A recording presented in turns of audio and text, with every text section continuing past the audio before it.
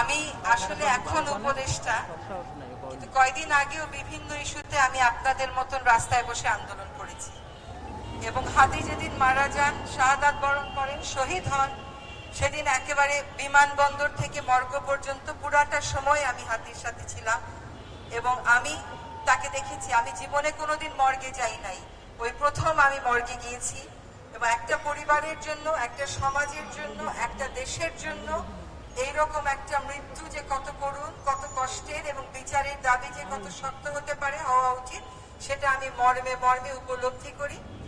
আমি আজকে বলতে পারেন হাদির একজন গুণগ্রাহী।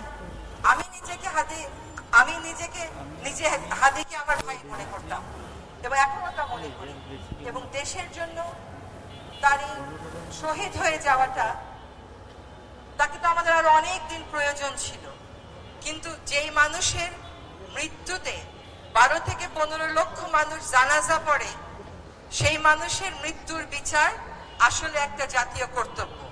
আপনাদেরকে আমি আশ্বস্ত করছি, অন্তর্বর্তী সরকার হয়তো আপনাদের মতন এখানে বসে নেই, কিন্তু অন্তর্বর্তী সরকার আমাদের শহীদ হাদিকে যারা খুন করেছে, সে সমস্ত চিহ্নিত খুনি, এর পিছনে যারা ছিল, সকলকে চিহ্নিত করে বিচারের মুখোমুখি করার জন্য কাজ করে যাচ্ছে।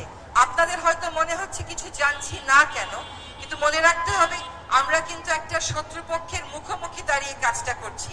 ফলে যে তথ্যগুলো আমরা বলবো সেগুলো যেন শত্রুকে কোনোভাবে শক্তিশালী না করে। এটা কিন্তু আমাদের শহীদ হাদিও বলতেন যে আমরা যেন এমন কোনো কাজ না করি যেটা আমাদের প্রতিপক্ষকে শক্তিশালী করে ফেলে। এবার আমরা ভবিষ্যতে কি করতে যাচ্ছি এই সম্পর্কে আপনাদের একটু ধারণা দিই। একটা হচ্ছে, আপনারা শুনেছেন যে সকল রকমের পরীক্ষা নিরীক্ষা শেষ করে এই হত্যাকাণ্ডের চার্জশিট সুনির্দিষ্টভাবে দেয়া হবে ইনশাআল্লাহ 7 জানুয়ারি 2026-এর মধ্যে। এই চার্জশিট দেওয়ার পরে অন্তর্বর্তী সরকার থাকাকালীন সময়ে যেন দ্রুত বিচারটা করে যাওয়া যায়, সেটার নিশ্চয়তা আমি আপনাদেরকে দিচ্ছি। ইনশাআল্লাহ আমরা থাকতে থাকতেই এই হত্যাকাণ্ডের বিচার হবে।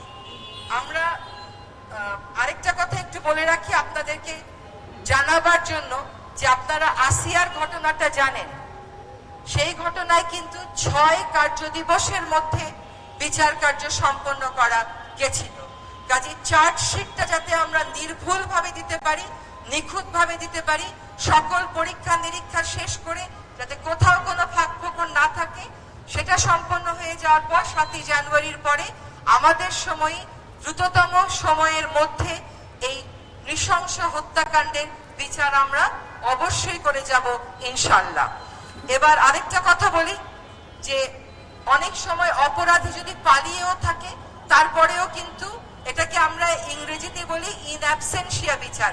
শেখ হাসিনার বিচার হয়েছে না, সে কি দেশে আছে? তারপরেও আমাদের সর্বান্তকরণ চেষ্টা আছে হাদিকে যারা শহীদ করেছেন, আমাদের কাছ থেকে কেড়ে নিয়েছেন, তাদেরকে যেন, তারা যদি বাংলাদেশ থেকে চলে গিয়ে থাকেন, তাদেরকে যেন আমরা অবশ্যই দেশে ফিরিয়ে আনতে পারি।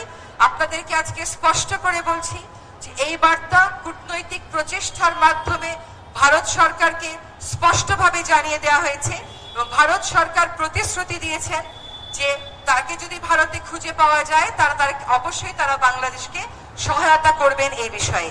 এই মুহূর্তে কূটনৈতিক প্রচেষ্টার এই বিষয়ে আমি আর কথা বলছি না। আপনাদেরকে বুঝতে হবে যে এটা তদন্তের কারণেই আমরা আসলে এই কথাগুলো বলতে পারছি না।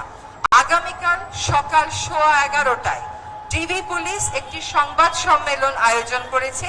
সেই সংবাদ সম্মেলনে আরো বিস্তারিত বলা হবে।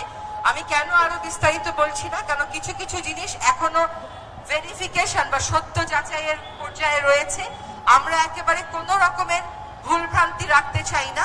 আগামীকাল সকাল 11:15টায় ডিবি পুলিশ যে সংবাদ সম্মেলন করবেন, সেই সংবাদ সম্মেলনে আপনারা আরো বিস্তারিত জানতে পারবেন। আমি আমার বক্তব্য এখানেই শেষ করছি। আপনাদের সকলের সাথে আমাদের আত্মার অবশ্যই মিল আছে, আমাদের চাওয়ার অবশ্যই মিল আছে। আমরা শহীদ হাদির পরিবারের সাথেও যোগাযোগ রাখছি। আমরা অবশ্যই এই বাংলাদেশের মাটিতে দ্রুততম সময়ের মধ্যে, অন্তর্বর্তী সরকার থাকাকালীন সময়ের মধ্যে আমাদের হাতিকে যারা মেরে ফেললো তাদের বিচার সম্পন্ন করে যাব। সবাইকে ধন্যবাদ।